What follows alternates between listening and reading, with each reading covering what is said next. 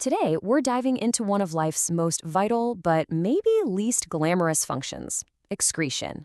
You can think of it as the ultimate cleanup crew, the unsung hero working 24/7 inside every living thing to keep the whole system running perfectly. So let's kick things off with a fact that might just blow your mind. Every single day, your kidneys process enough fluid to fill an entire bathtub. That's about 180 liters. But you only get rid of about 1.5 liters. So, what in the world happens to the rest? Where does it all go? That's the big mystery we're going to solve today.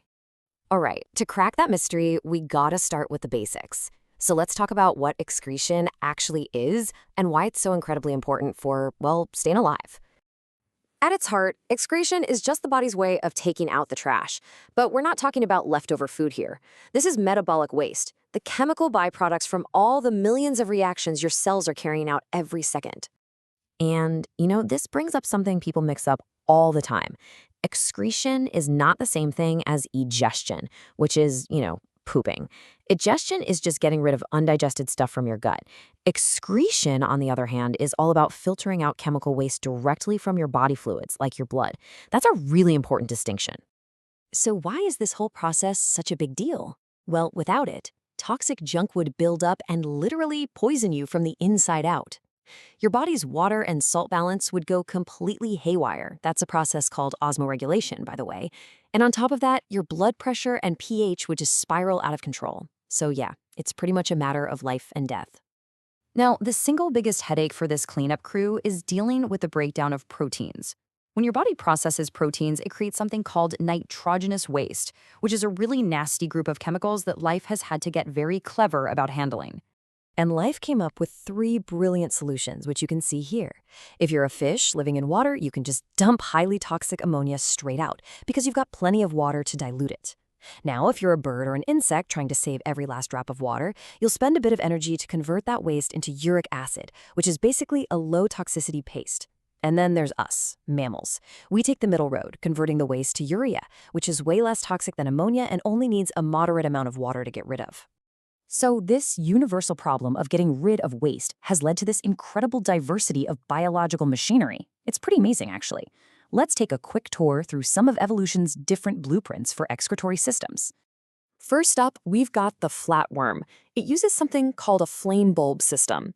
You've got these tiny hairs, or cilia, that flicker just like a candle flame, and that motion pulls fluid into a network of tubes and pushes the waste right out of the body. It's simple, for sure, but it gets the job done. Now, the earthworm kicks it up a notch with metanephridia. These are more complex tubes that are basically soaking in the body fluid, collecting waste, but also pulling back any useful stuff. And see how they're wrapped in tiny blood vessels, capillaries? That's a huge clue that this is a more advanced setup.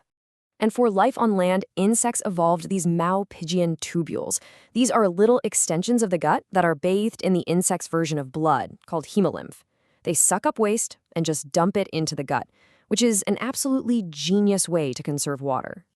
Which, finally, brings us to the main event, the absolute gold standard of biological filtration that each of us is carrying around. It's time to zoom in on the human kidney. And there it is. This amazing organ has an outer layer called the cortex and this darker inner layer called the medulla. This whole structure is perfectly designed for its job.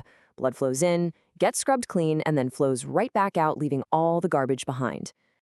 But that's just the building, right? What are the actual machines inside this factory that are doing all the hard work? Say hello to the hero of our story. The nephron. This tiny, incredibly complex little tube is the microscopic workhorse of the kidney. Literally everything we've been talking about happens right here in this little structure. And you don't just have 1 or 2 of these. Oh no. Each one of your kidneys is packed with about 1 million of these amazing little purification stations, all working together all at once. It's just incredible. So, with millions of these nephrons fired up and ready to go, how exactly do they solve our 180-liter bathtub mystery? Well, it's all thanks to this elegant 3-step process that turns dirty blood into urine. First, you've got filtration. Then, the most important step, reabsorption. And finally, a last little cleanup step called secretion. All right, let's break them down. Step 1 is filtration. So blood enters this tiny, tangled ball of capillaries called the glomerulus under really high pressure. This pressure basically acts like a tiny sieve, forcing water, salts, glucose, urea, all the small stuff out of the blood and into the nephron. The big things like blood cells and proteins get left behind. This is where that massive 180 liters of what we call filtrate comes from. And that brings us right back to our big question. If your kidneys are pushing out a bathtub's worth of fluid every single day, why aren't you spending your entire life in the bathroom? The answer, and this is the really cool part, is step 2, selective reabsorption. As all that filtrate flows down the long tubule of the nephron, your body works like crazy to pull back all the good stuff it wants to keep. We're talking about 99% of the water, all of the glucose and amino acids, and any essential minerals. They all get reabsorbed right back into your blood. And finally, we have step 3, secretion. Think of this as the final quality control check. The cells lining the tubule actively grab any last bits of waste, excess ions, even certain drugs like penicillin, out of the blood and dump them into the filtrate.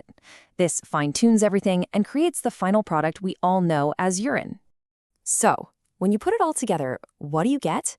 Your kidneys are these unbelievable purification systems.